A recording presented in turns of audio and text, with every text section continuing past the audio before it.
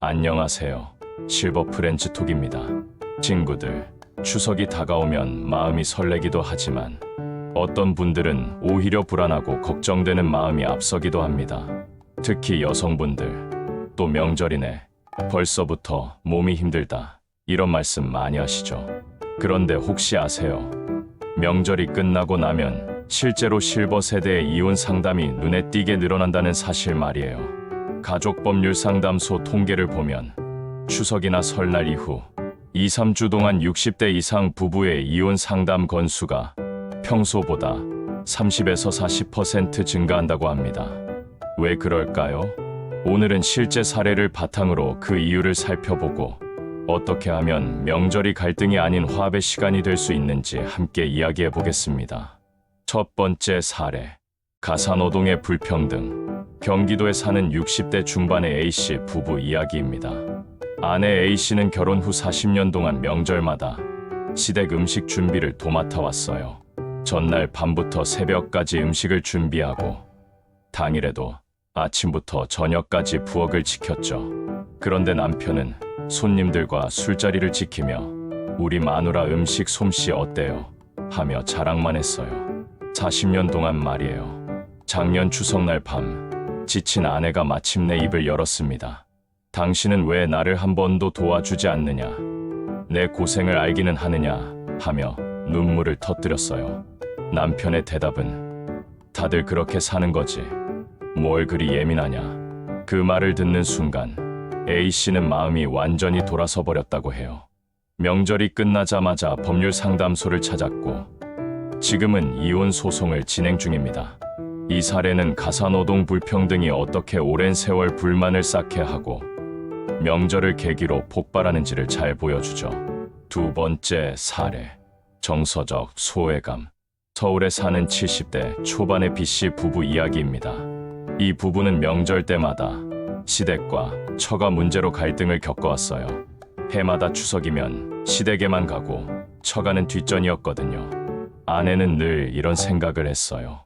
내 부모는 뒷전이고 늘 시댁만 챙기는 게 너무 억울하다. 그런데 이런 서운함을 남편에게 말하면 돌아오는 대답은 이랬어요. 여자는 시댁을 따라가는 게 당연한 거야. 그게 예의지. 작년 추석에도 마찬가지였어요. 남편은 아내의 불만을 또다시 외면했죠. 결국 아내는 추석이 끝난 후 자녀들에게 이렇게 말했습니다. 너희 아버지와는 더 이상 못 살겠다. 이 사례는 정서적 소외감과 공감 부족이 얼마나 큰 상처가 되는지를 보여줍니다. 남편이 아내의 마음을 한 번도 이해하려 하지 않았던 거예요. 세 번째 사례, 존중의 부재. 부산의 50대 후반 C씨 부부 이야기입니다. 이 두 사람은 자녀들이 다 떠난 후 집에서 거의 대화를 하지 않았어요. 서로 다른 방에서 각자 TV를 보며 지내는 게 일상이었죠. 그러던 중 추석이 되어 온 가족이 모였어요. 그런데 그날 저녁 온 가족이 모인 자리에서 남편이 이런 말을 했어요. 우리 마누라는 말이야. 요리는 못하지만 먹기는 잘해. 하며 웃었어요. 다른 가족들도 따라 웃었지만 아내는 그 순간 마음이 무너져 내렸다고 해요. 평소에도 존중받지 못한다고 느끼던 차에 온 가족 앞에서 무시당한 기분이었던 거죠. 추석이 끝나자마자 아내는 이혼을 준비했습니다. 이 사례는 대화 단절과 존중 부족이 명절이라는 특별한 상황에서 어떻게 결정적인 계기가 되는지를 보여줍니다. 친구들, 이렇게 실제 사례들을 보면 추석 이후 실버 이혼이 늘어나는 이유가 단순히 명절 때문만은 아니라는 걸 알 수 있어요. 명절은 그동안 쌓여있던 갈등을 드러내는 촉매제 역할을 할 뿐입니다. 첫 번째 원인, 가사노동의 불평등. 한국여성정책연구원 조사에 따르면 명절 가사노동 시간이 여성은 하루 평균 8에서 10시간, 남성은 한두 시간이라고 해요. 엄청난 차이죠. 더 심각한 건 이런 불평등이 수십 년 동안 누적되어 왔다는 점이에요. 두 번째 원인, 정서적 소외감. 많은 실버 여성들이 내 감정은 존중받지 못한다는 소외감을 느껴요. 특히 명절이 되면 남편은 자신의 가족에만 집중하고 아내의 마음은 뒷전이 되는 경우가 많죠. 세 번째 원인, 소통과 존중의 부재.